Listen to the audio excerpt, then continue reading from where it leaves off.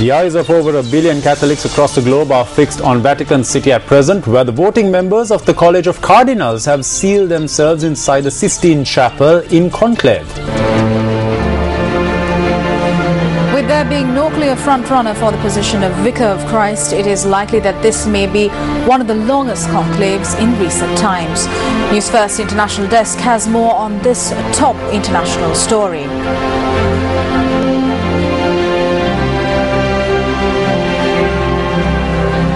A very good evening, I'm Shane Silva. And I'm Sonali Wanikapadake. We start off with a look at tonight's headlines. Sri Lanka and Singapore sign a $137 million investment agreement today.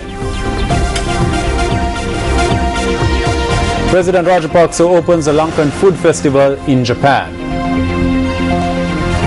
Opposition charges on the electricity price revisions.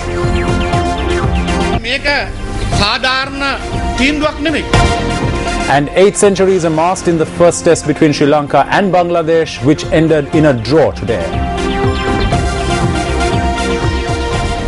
On to the stories in detail. The Public Utilities Commission of Sri Lanka says that they are not expecting public suggestions only on amending electricity tariffs. Director General of the PUCSL, Damitha Kumarasinghe, has said that the Commission expects to receive suggestions and opinions from the public on a range of topics. The Ceylon Electricity Board has submitted its proposals on amending electricity tariffs to the Public Utilities Commission of Sri Lanka. It is expected that a number of amendments will be made to the calculation of electricity charges in accordance with these proposals. Are there systems that you can propose to reduce the cost of electricity? Can changes be made to the electricity tariffs through this, or can this cost be covered through a different formula? Also, how can we meet the needs of the different socio-economic groups? These are some of the subjects on which we are expecting suggestions. Electricity tariffs for domestic and religious purposes are calculated on a unit category basis. This is how the electricity bill of a domestic unit consuming 90 units of electricity is calculated at present. However, under the new proposal of the CEB, this calculation will be changed. There are a total of 5.4 million electricity consumers in the country. Of these, 3 million are at the 90-unit consumption limit. Thereby, 59% of electricity consumers in this country consume lesser than 90 units of electricity. In accordance with the new proposal, the 59% of consumers who use less electricity will be charged 168% more on their electricity bill. The government is trying to increase electricity tariffs by 50%. The chairman of the Public Utilities Commission has publicly stated that the commission has received a proposal. The government is trying to burden the people with an unbearable cost of living. This is not a fair decision. The government must take responsibility for this. Since 2005, on how many occasions have electricity tariffs increased? The corruption, wastage and thievery that has taken place in the power sector from the Kerala Pitya plant to the Noracholi plant is not the people's problem. It is the lower class that will be dealt the biggest blow through the price amendments put in place by the government and the price amendment that they are trying to introduce. The government has given various responses to this. There is a deficit of 71 billion rupees and there are only 2 ways in which to cover the deficit. One is for the government to provide subsidies. The other is to place the burden on the people. The debate went on, and even when the new Minister of Power and Energy was appointed, she said that she would try to not increase the electricity tariffs. But it was said yesterday that electricity tariffs would be increased. The government is saying that they are increasing tariffs to cover losses and have allowed for the abnormal behavior of market forces. I say there is no need for a government.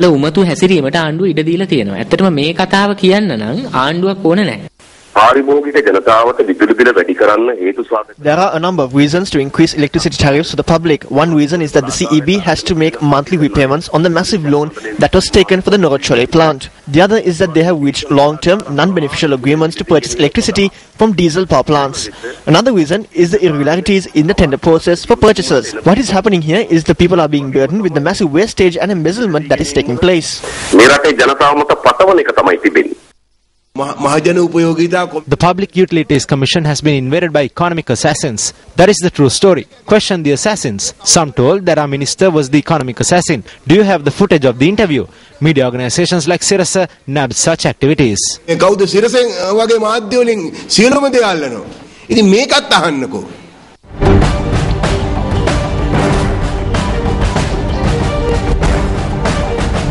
President Mahinda Rajapaksa, who left for a 4-day visit to Japan last night, was greeted at the Tokyo airport this morning. This is the president's second official visit to Japan.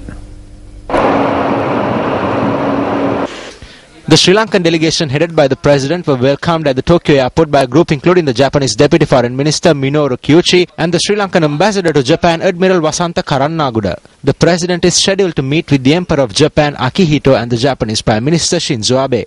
The president will also meet with business and industrial leaders in Japan. The presidential media unit says that the president will also participate at the opening ceremony of the Sri Lanka Business Forum in Japan. The presidential media unit said the president also declared open the Sri Lankan Food Festival at the Imperial Hotel in Tokyo, organized with the intention of popularizing Sri Lankan cuisine in Japan. The president also attended a luncheon today with the former Japanese Prime Minister Yasuhiro Fukuda.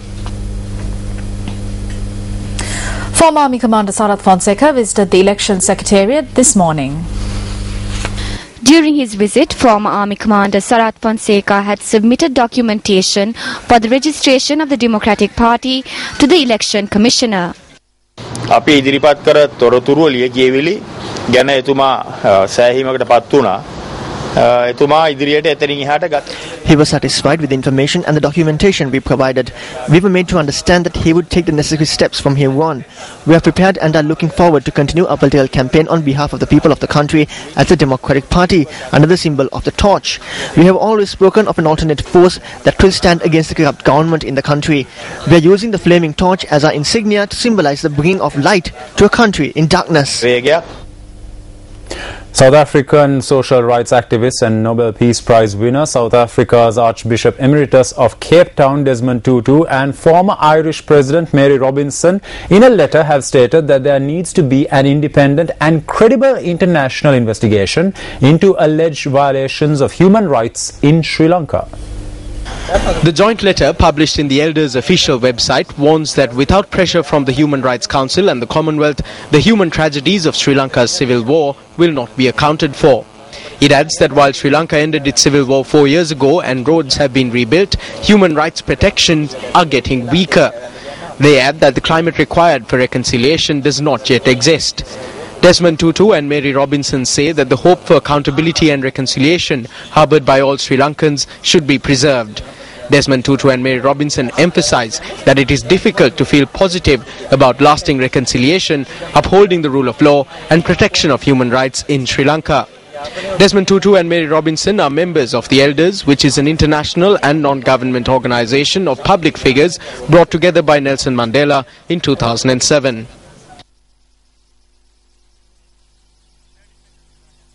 Meanwhile, Minister Mahinda Samarasinghe left the island for Geneva once again today to attend the United Nations Human Rights Council session. Speaking to News First, the minister said that the resolution on Sri Lanka will officially be taken up at the UNHRC session within the week commencing on the 14th of this month. The Ministry of External Affairs has decided to further study the resolution on Sri Lanka that will be presented at the UNHRC in Geneva. A strike was in effect across the state of Tamil Nadu in India, urging the government of India to support the US-sponsored resolution on Sri Lanka at the United Nations Human Rights Council. South Indian-based Sun TV reported that several political parties too have extended their support to the strike. Sun TV reports that the strike was organized citing several demands, including providing solutions to the problems faced by Tamils residing in Sri Lanka and urging India to render support to the US-sponsored resolution on Sri Lanka. Businesses in Thanjavur, Salem, Trichy, Puducherry and several other areas were closed since this morning. Meanwhile, 200 students from the University of Annamalai have commenced a fast, urging the government of India to support the resolution that will be presented on Sri Lanka at the Human Rights Council in Geneva.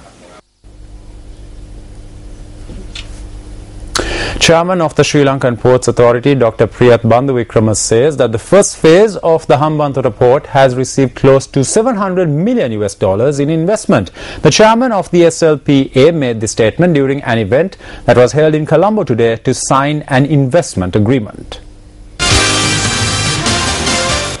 The Sri Lanka Ports Authority and Hambana Petrochemicals of Singapore signed a $137 million investment agreement today. එක්සත් ජාතික පක්ෂය විපක්ෂය නොයෙකුත් විවේචන කරනකොට මම දැක්කා ඊයේ පෙරේදා ජනතාව හම්බන්තොටට වරායක් ඉල්ලුවෙත් නැහැ මත්තලට ගුවන්තොටු පළක් ඉල්ලුවෙත් නැහැ කියලා. Recently I saw that when the UNP and the opposition criticize us, they say that the people did not ask for a port in Hambantota or an airport in Mattala. Through this, what we can see is that these people are still living in ancient times. A developing country needs power plants, a airport and port and other things that are essential for economic progress. This is how the developed countries of the world progressed. Therefore, we say to these ignorant, premature political children to look at the children of the future of this country before they make political statements like this. දේශපාලන කතිකාවන් ඇති කරගන්නකොට රටේ අනාගතයේ දරුවෝ දිහා බලලා රට දිහා බලලා එවැනි ප්‍රකාශ කරන්න කියලා. තාම අපි පළවෙනි අධීරයට වියදම් කරන මුදලට වඩා වැඩි විශාල මුදල් ප්‍රමාණයක් මේ සමාගම් Because of the trust that these corporations have placed in our port, they have invested in our country and we have received more money than we spent on the first phase of the port.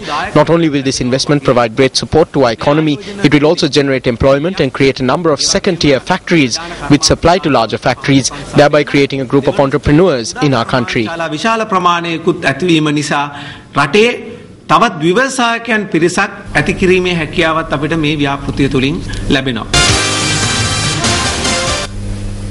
Issuing a communique, President of Sri Lanka Cricket, Upali Dharmadasa, says that if Thilanga Sumathipala represents the ICC as the President of SLC, then he will have to face the hearings due for the alleged breaches of the Code of Ethics.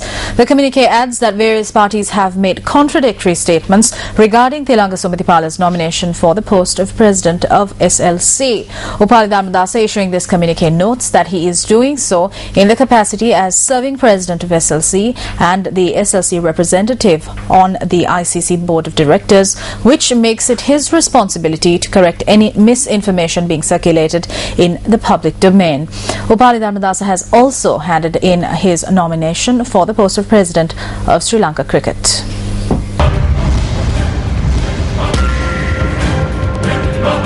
The three-member committee appointed to look into the nomination of Thilanga Sumathipala for the post of President of Sri Lanka Cricket convened at the Minister of Sports yesterday. Thilanga Sumathipala arrived before the committee at 2:30 p.m. yesterday. After nearly 3 hours before the committee, Thilanga Sumathipala told the media that he has no objection from the ICC to contest for the post of President of SLC. ICC President has written to me personally confirming that there is no objection whatsoever for me to hold office and be elected as the President of Sri Lanka Cricket.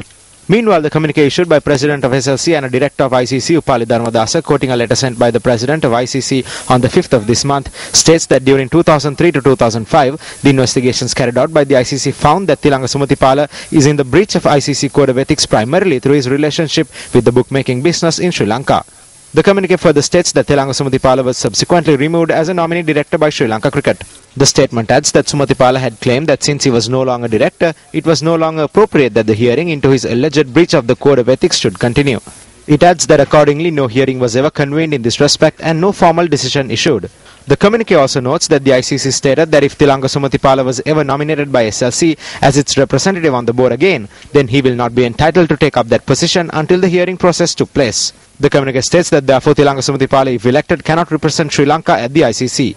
Nominee for the post of President of SLC and current President Upali Dharmadasa states the election of a successor for the post whose conduct and ethical standards are in question by the ICC will have a negative effect on the image of Sri Lanka, its people, the governance of the game of cricket and the SLC.